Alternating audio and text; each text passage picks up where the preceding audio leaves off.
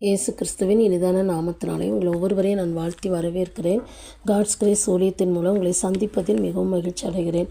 இந்த நாளிலும் கூட ஒரு சர்ச் யூத் மீட்டிங்கில் ஒரு தங்கச்சி என்கிட்ட ஒரு கொஸ்டின் கேட்டால், அந்த கொஸ்டினை தான் நம்ம இந்த நாளில் சிந்திக்கலாம்னு சொல்லி நான் விரும்புகிறேன்.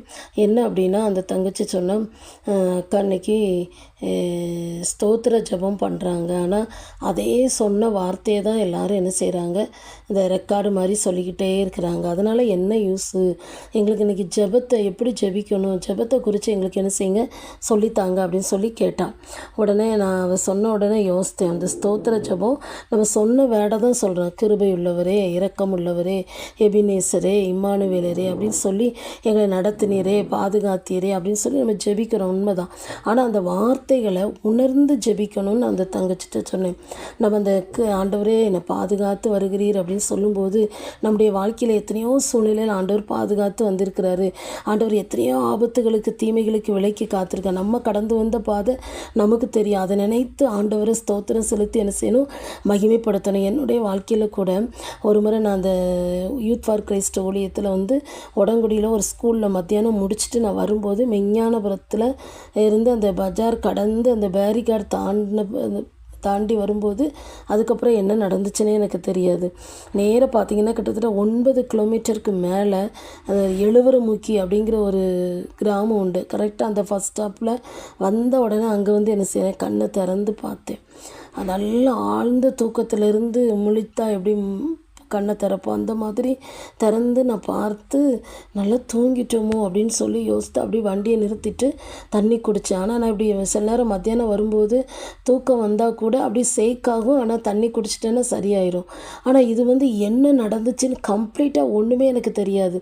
அப்போ தான் ஒரு நர்ஸ் அவங்க சொல்லும்போது, இது தூக்கம் கிடையாதுக்கா, இது ஒரு மயக்கம், நீங்கள் ஆண்டு ஆஸ்பத்திரியில் செக் பண்ணி பாருங்கள் அப்படின்னு சொல்லி சொன்னாங்க. அப்போது உண்மையிலே அந்த சூழ்நிலையில் என்ன நடந்துச்சு, ஒரு சவுண்டு எனக்கு கேட்கல.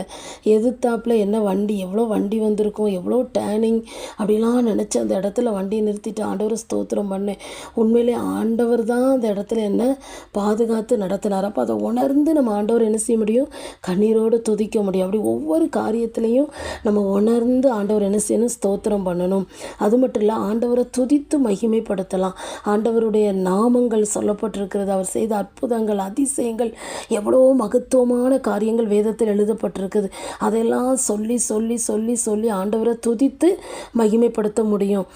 அது மாத்திரம் இல்லை, கர்த்தர் நம்முடைய வாழ்க்கையில் எவ்வளோ நன்மை, அதெல்லாம் ஆண்டவரை ஸ்தோத்திரம் பண்ண நன்றி செலுத்தி நம்ம துதிக்க முடியும். ஸ்தோத்திர பலியிடுகிறவன் என்னை மகிமைப்படுத்துகிறான்னு வேதவசனம் சொல்லுது. அப்போ ஸ்தோத்தரித்து ஆண்டவரை துதித்து நன்றி செலுத்தி என்ன செய்யலாம், மகிமைப்படுத்தலாம். ரெண்டாவது எப்படி ஜெபிக்கணும்னா, நம்ம ஆண்டவருடைய சமூகத்தில் நம்ம அர்ப்பணித்து ஜெபம் பண்ணணும். சுத்திகரிப்புக்காக, பரிசுத்தத்துக்காக நம்ம ஒவ்வொரு நாள் என்ன செய்யணும், ஜெபிக்கணும். ஒரு ஊழியக்காரர் சொன்னார், நான் 1 மணி நேரம் பரிசுத்தத்துக்காக மட்டும் ஜெபம் பண்ணுவேன்னு சொல்லி.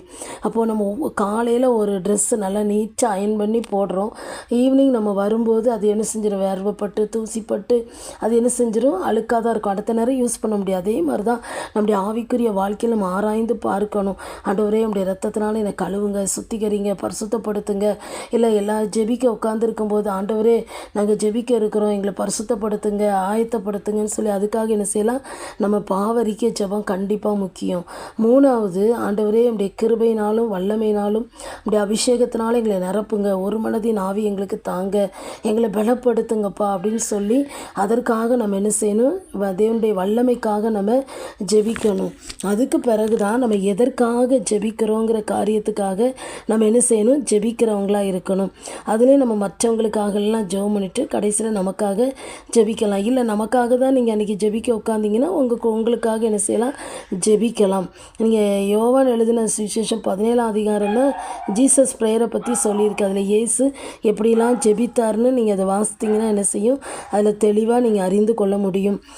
நீங்கள் பார்த்தீங்கன்னா இந்த ஜெபத்தில் திருத்துவம் இணைந்திருப்பது நல்லது. தேவனை நோக்கி ஜெபம் பண்ணணும், பரிசுத்த ஆவிக்குள்ளே நிரம்பி ஜெபிக்கணும், இயேசுவின் நாமத்தில் ஜெபத்தை முடிக்கணும். இன்றைக்கி நிறைய பிள்ளைங்க ஜெபம் பண்ணுறாங்க, ஆமேன் அப்படின்னு சொல்லி முடிச்சிட்டாங்க. இயேசுவின் நாமத்தில் ஜெபிக்கிறோம் அப்படின்னு சொல்லி என்ன செய்யணும்? ஜெபிக்கணும். இந்த ஜெபத்தில் திருத்துவம் இருப்பது ரொம்ப நல்லது. அப்படி நம்ம ஜெபிக்கிறவங்களா நம்ம என்ன செய்யணும்? காணப்படணும். அன்றைக்கி அந்த யூத் மீட்டிங்கில் அந்த வார்த்தையை நான் சொன்னேன். ஒருவேளை அந்த வார்த்தையை கேட்குற நீங்களும் கூட இந்த ஜெபத்தில் அந்த காரியத்தை அறியாமல் இருந்தால் இதற்கு நீங்கள் உங்களை அர்ப்பணித்து நீங்கள் ஜெபம் பண்ணுங்க. உங்கள் தனி ஜெபமோ ஐக்கிய ஜெபமோ இப்படி ஜெபிக்கும்போது நீங்கள் பெரிய காரியத்தை, பெரிய ஆசீர்வாதத்தை உங்கள் வாழ்க்கையில் என்ன செய்ய முடியும்? பெற்றுக்கொள்ள முடியும். எங்களை நேசிக்கிற நல்ல தகப்பனே, இந்த நாளிலும் கூட எங்களுக்கு கற்றுக் கொடுத்த அந்த வார்த்தைக்காக உமக்கு ஸ்தோத்திரப்பா. நீர் எங்களோடு கூட பேசுகிறீங்க, அதற்காக உம்மை துதிக்கிறோம். இந்த ஜெபத்தை குறித்து நாங்கள் அறிந்து கொள்ள கர்த்தர் கிருபை கொடுத்தீங்க. இதன்படி நாங்கள் ஜெபித்து என்னுடைய வாழ்க்கையில் நாங்கள் ஆசீர்வாதத்தை பெற்றுக்கொள்ள உதவி செய்யும். இயேசுவின் நாமத்தில் ஜெபிக்கிறோம் நல்ல பிதாவே, ஆமேன்.